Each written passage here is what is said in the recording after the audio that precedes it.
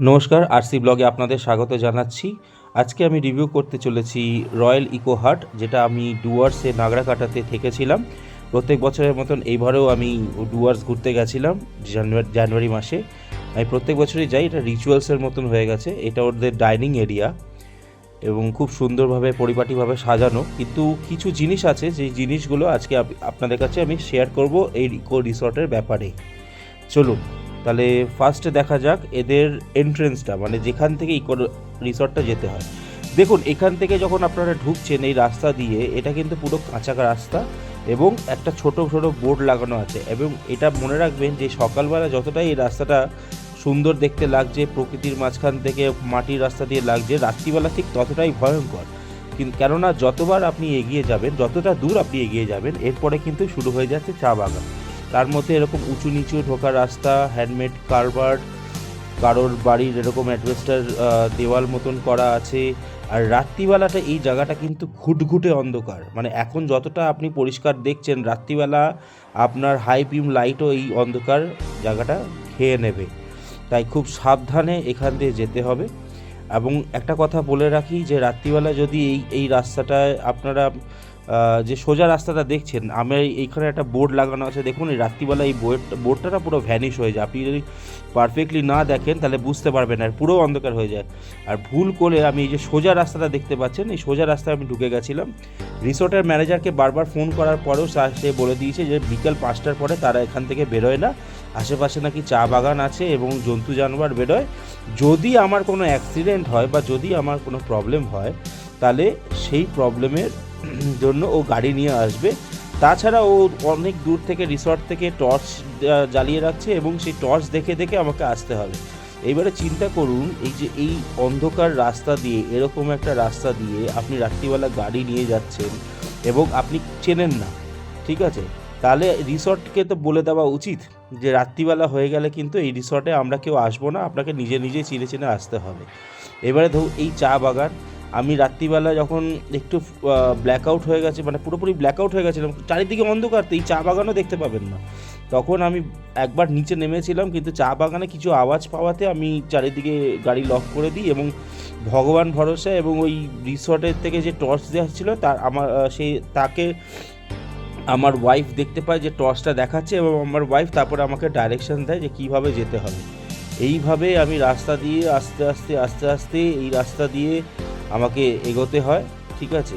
এবং এর পরে একটা মজার জায়গা আছে, ঠিক আছে? আপনি দেখুন যে এই যে চায় বাগান দিয়ে মাঝখান দিয়ে যাচ্ছেন, তো কতটা মানে সরু, সামনে থেকে যদি কোনো জন্তু জানোয়ার চলে আসে, তাহলে মানে ওখানে মানে স্যারেন্ডার হয়ে যেতে হবে, দাঁড়িয়ে থাকতে হবে, ঠিক আছে? এইবারে দেখুন এখানে একটা রাস্তা, এত বড় একটা রিসর্ট বানানো, কিন্তু রাস্তার কোনো মাপকাঠি নেই। মানে রাস্তা বানাতে হবে বা রাস্তা একটা সুন্দর করতে হবে, তার কোনো ইয়েই নেই, ঠিক আছে? আপনি এখানটা দেখুন যে এই যে সুন্দর রাস্তাটা, এই যে মাটির রাস্তাটা, এই যে রাস্তাটা দেখছেন পুরো পাথর ভরা। এটা ক্যামেরাতে একটা ভালো বোঝা যাচ্ছে না, কিন্তু দেখুন পুরো পাথরে ভরা।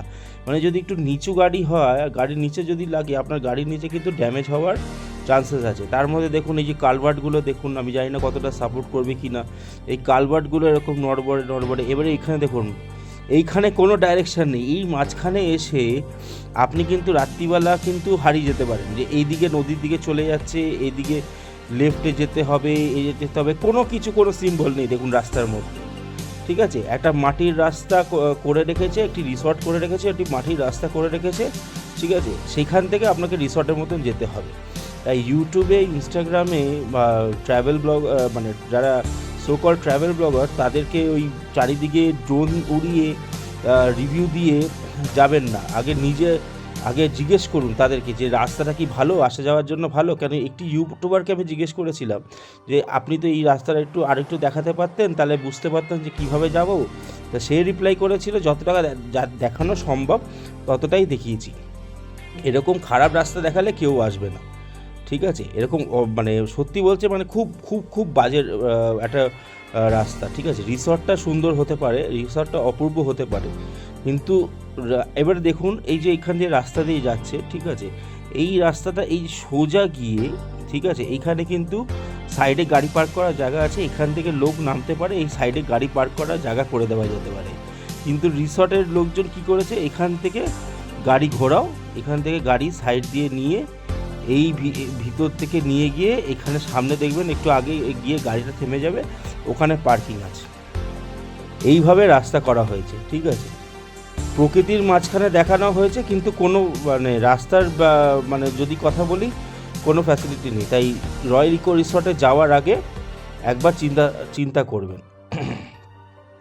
আচ্ছা, এইবারে বলে দিই ওদের প্যাকেজ সিস্টেমে। ওদের প্যাকেজ সিস্টেম হোমস্টের মতন প্যাকেজ, কিন্তু ওদের রয়্যাল ইকো রিসর্টে কিন্তু কোনো লাঞ্চ প্যাকেজ নেই, যেটা খুবই অদ্ভুত, ঠিক আছে। এবারে ওদের কথা অনুযায়ী যে ওদের রিসর্টে দুপুরবেলা কেউ থাকে না, সবাই ঘুরতে চলে যায়, তাই ওরা লাঞ্চটা রাখেনি।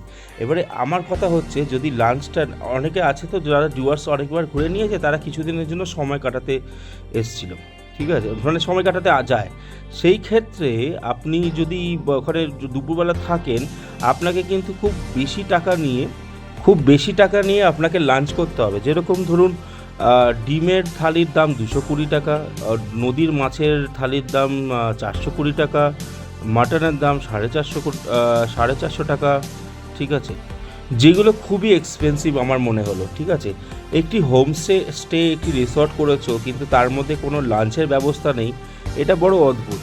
আচ্ছা, আরেকটা ছোট জিনিস যেটা আমি বলে দিই, সেটা হচ্ছে যে সকালে যে ব্রেকফাস্ট দেয়, কমপ্লিমেন্টারি ব্রেকফাস্ট, সেই লুচিগুলো এরা বানায় আটার। জানি না কেন, আমি মানে কোনো রিসর্টে এরকম আটার লুচি খাইনি।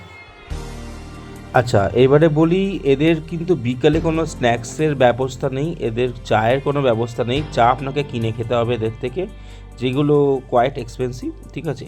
ওই ছোটো কাপের জন্য 20 টাকা 15 টাকার চা, দুধ চা। এবং স্ন্যাক্সের ব্যবস্থা বলতে ঘরের রুমের মধ্যে হালদিরামের ওই ঝুড়ি ভাজা, বিস্কিট, এইসব হেন তেন রেখে দিয়েছে, ওটাই স্ন্যাক্স, ওটাই খেতে হবে, ঠিক আছে। এরা আলাদা করে কোনো স্ন্যাক্স দেবে না, কিন্তু প্যাকেজ হিসাবে আমি মনে করি যে এদের স্ন্যাক্স দেওয়া উচিত ছিল।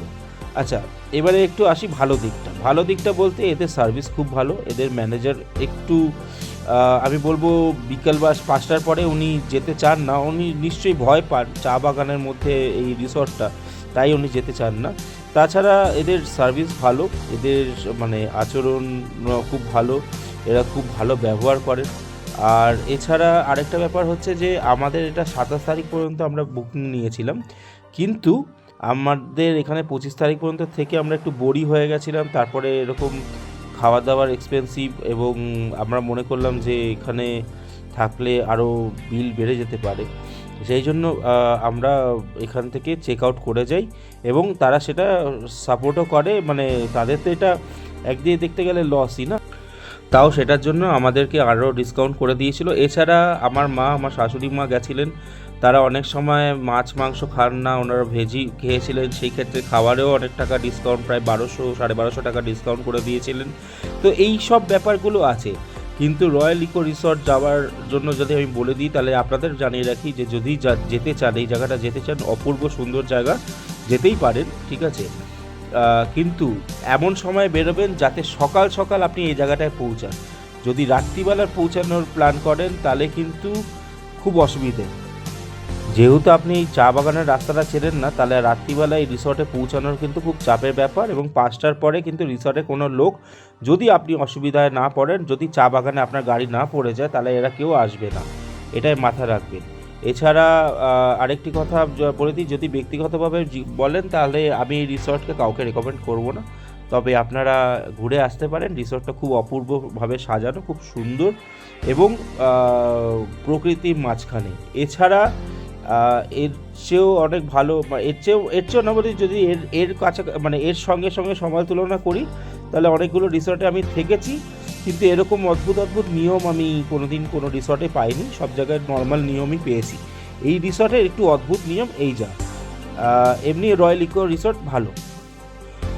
আর আরেকটি কথা, সেটা ভালো করে জানিয়ে দিই, সেটাই হচ্ছে যে এই রিসর্টে অনেক ভিডিও আপনি পাবেন, ঠিক আছে, কিন্তু কোনো ভিডিওতে কিন্তু এই রাস্তাটা দেওয়া নেই। এই রাস্তাটা একমাত্র আমি দিয়েছি, যতদূর আমি দেখলাম। তাই যদি যান, আমি আবার করে বলছি, প্লিজ এমন সময় বেরোবেন যাতে সকালে এখানে গিয়ে পৌঁছান, ঠিক আছে। এই রইল আজকের রিভিউ। Thank you.